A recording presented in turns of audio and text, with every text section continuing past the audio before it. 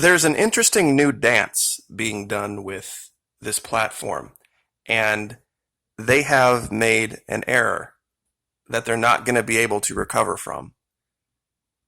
I'm going to continue to use this image of the world spinning backward because that's really what's going on.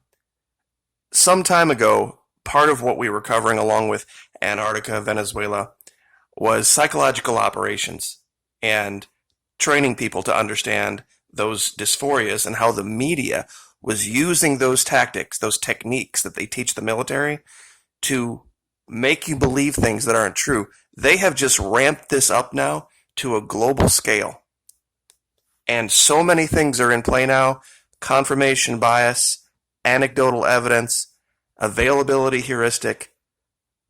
I mean, sunk cost fallacy. So many now that it's just too good of an opportunity for training. What's the availability heuristic? What that means is that when you see it on the news or you see it out being talked about a lot on your Facebook page, you tend to overweight that thing in the grand scope of everything that's happening in the world.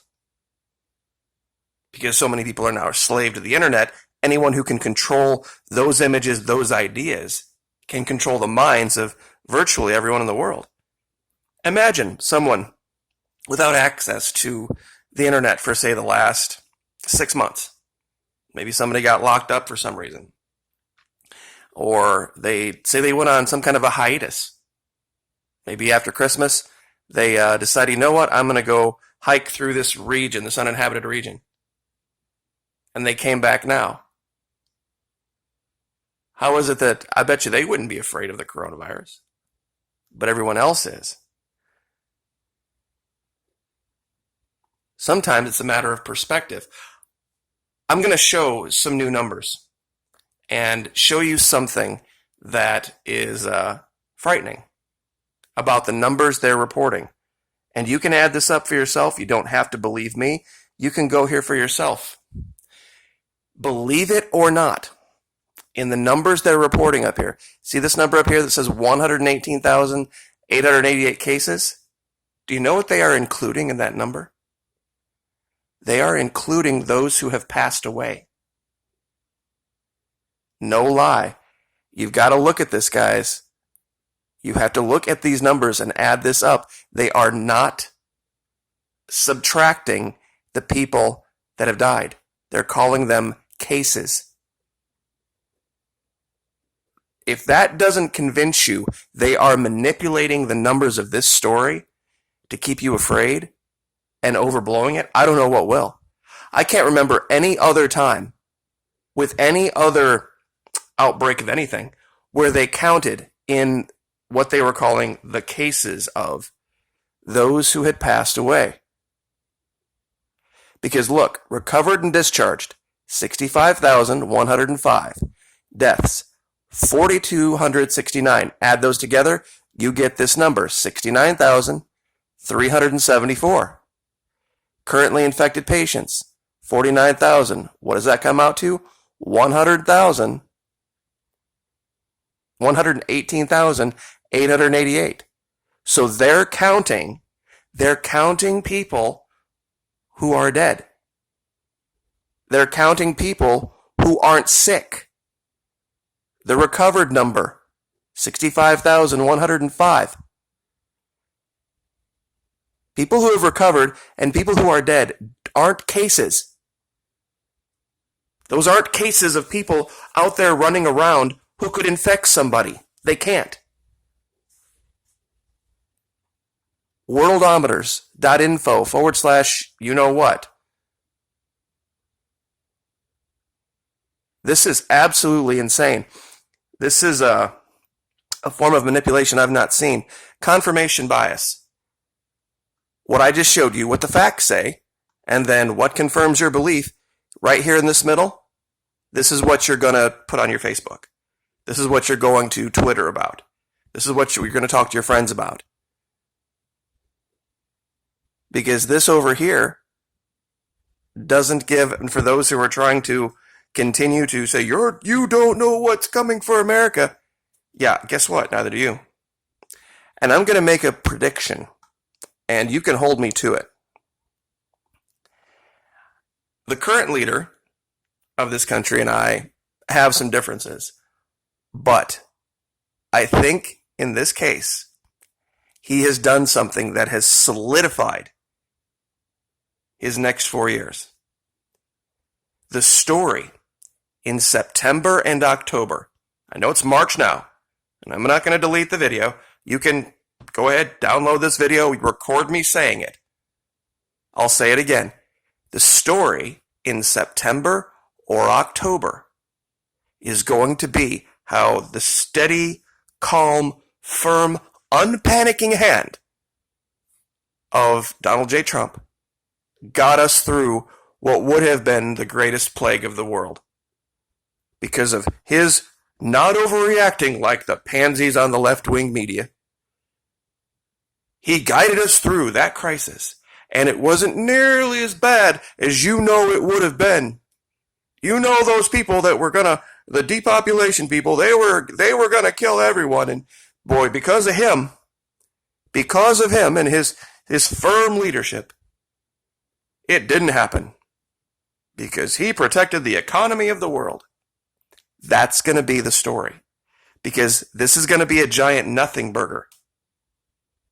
You mark my words, compared to what it's being talked about now, it's going to be a giant nothing burger. They're not even going to reach the numbers of the flu. And I don't care. Record me saying it. I guarantee this is going to be the case. And the economy is going to recover. All of these restrictions and all of these martial laws in Italy and all this kind of stuff in Iran. You see, that's the thing. People cherry pick out these little places like Italy and Iran and different places that agree with their gloom and doom, the world is ending, apocalyptic Armageddon type thing. And they pick out those and say that's evidence. That anecdotal evidence, even though the vast majority, the epicenter of this, back in China, reopening 9 IKEAs that were closed. Putting people back to work. And it's just... And here's the other thing, too. Well, why is everybody closing this? Or why are they doing all that? Because they don't want to get, sued. They don't want someone to say, my boss saw the same TV reports that I did about the coronavirus, and he made us show up for work, and he didn't close the shop, and I got the sniffles, and there was somebody there who was over 60 years old, and they got the sniffles too, and so he's responsible for that, so we're going to sue him for $8 billion and put it on Twitter. That's what they're afraid of. Seriously, because they're just out there waiting for that one guy to do that. That one business to stand up and say, you know what, this is bunk. Everybody show up at your station Monday morning. We're getting back to work. We're not going to be held hostage by this nonsense. And you mark my words, somebody's going to get sick. Somebody's going to get the sniffles. Somebody's going to get a cough. And then they're going to go get a lawyer. And that's why they're talking about canceling Coachella. They've already canceled South by Southwest. This is about people not wanting to get, sued. That's all this is about. And when this is a big, big nothing burger, and then finally the all clear is given, look at the stock market rebounding today. People are going to have egg all over their face. And then this platform is going to change the rules again for little guys like us. And the reason I say little guys is because CNN can say whatever the hell they want to. Fox can say whatever the hell they want to. MSNBC, all of them can say anything they want to. I can sit here and show you the exact numbers and the exact facts. And because I have an unauthorized opinion, people are going to say, well, the advertisers, they're a little bit, they don't want to be associated with people who have unpopular opinions. Even though it's totally right. And it's not just an opinion, it's fact. It's reported fact. They are counting the number of people who are already passed on as cases. They are counting people who are healthy as a horse as part of the cases. They are doing anything and everything they can to drive this number up, even if it means lying to your face. They'll do it. And they want to absolutely test as many people as they can so that they can, watch, they're going to start reporting that as cases.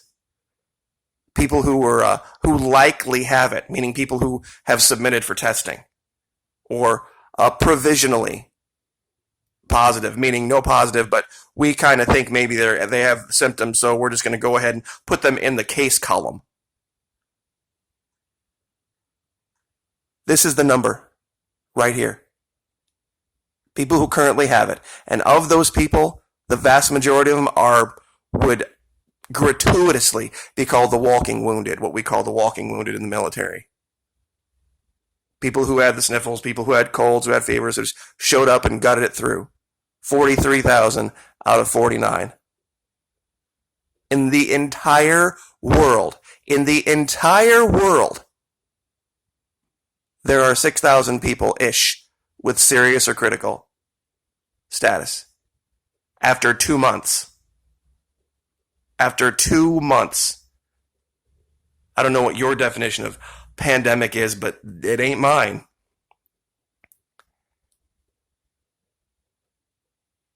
That's why this is different than Ebola. You didn't see 90% recovered, discharged with Ebola.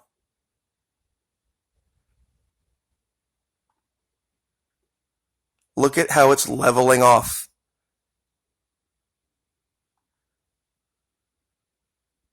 It's just ridiculous. And you can look up all the statistics. I mean, we're still mostly in 3-digit and 2-digit numbers. 6, 12, 5, 1, 5, 9, 16, 25, 11. After 2 months. You gotta remember, it's been in America for a month. First case here was, I believe, 30 days ago. So where's the giant outbreak, guys?